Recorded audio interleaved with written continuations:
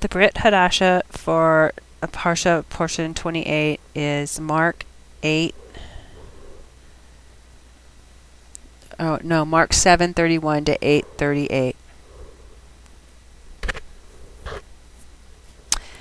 And it starts, Then he left the district of Zor and went through Zidon to Lake Kinneret, and on the region of the 10 towns.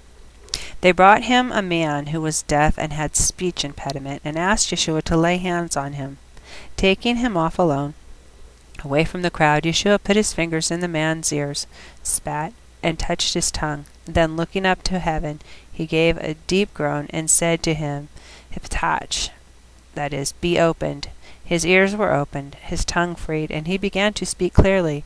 Yeshua ordered the people to tell no one, but the more he insisted, the more zealously they spread the news. People were overcome with amazement. Everything he does well, they said. He even makes the deaf hear and the dumb speak. It was during that time that another large crowd gathered, and they had nothing to eat. Yeshua called his talmidim to him and said to them, I feel sorry for these people, because they have been with me 3 days, and now they have nothing to eat. If I send them off to their homes hungry, they will collapse on the way. Some of them have come a long distance. His talmidim said to him, How can anyone find enough bread to satisfy these people in a remote place like this? How many loaves do you have? He asked them. They answered 7. He then told the crowd to sit down on the ground, took the 7 loaves, made a barak, broke the loaves, and gave them to his talmidim to serve the people. They also had a few fish, making a barakah over them, so he ordered these to be served. The people ate their fill, and the talmidim took over the leftover pieces, 7 large basketfuls. About 4,000 were there.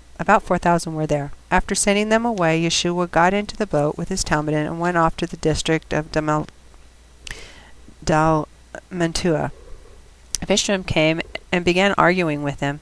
They wanted him to give them a sign from heaven because they were out to trap him. With a sign that came straight from his heart, he said, Why does this generation want a sign? With a sigh that came straight from his heart, he said, Why does this generation want a sign? Yes, I tell you, no sign will be given to this generation. With that, he left them, got into the boat again, and went off to the other side of the lake. Now the talmidim had forgotten to bring bread, and had with them in the boat only 1 loaf. So Yeshua said to them, Watch out, guard yourselves from the hamats of the Persian and the hamats of Herod. They thought he said it because they had no bread. But aware of this, he said, Why are you talking with each other about having no bread? Don't you see or understand? Have your hearts been made like stone? You have eyes, don't you see? You have ears, don't you hear? And don't you remember, when I broke the 5 loaves for the 5,000, how many baskets full of broken pieces did you collect? 12, they answered him.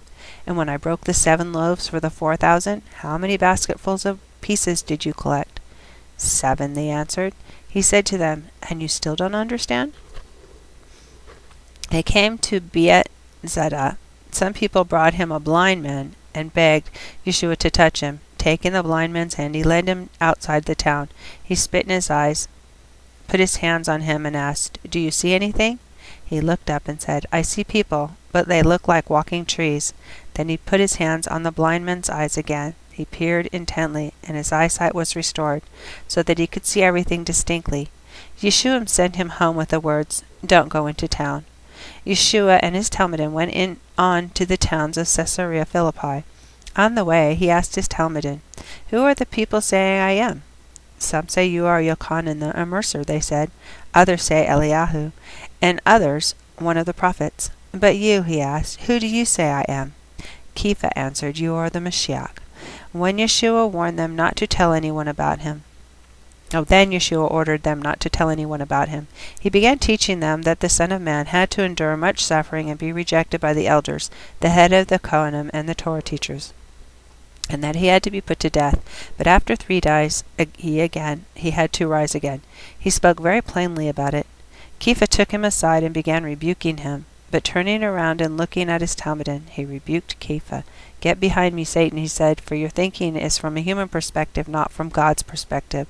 Then Yeshua called the crowd and his talmidim to him and told them, If anyone wants to come after me, let him say no to himself, and take up his execution stake, and keep following me. For whoever wants to save his life will destroy it, but whoever destroys his life for my sake and for the sake of the good news will save it. Indeed, what will it benefit a man if he gains the whole world but forfeits his life? And what could a person give in exchange for his life? For if someone is ashamed of me and of what I say in this adulterous and sinful generation, the Son of Man will also be ashamed of him when he comes in his Father's glory with the Holy Ghost.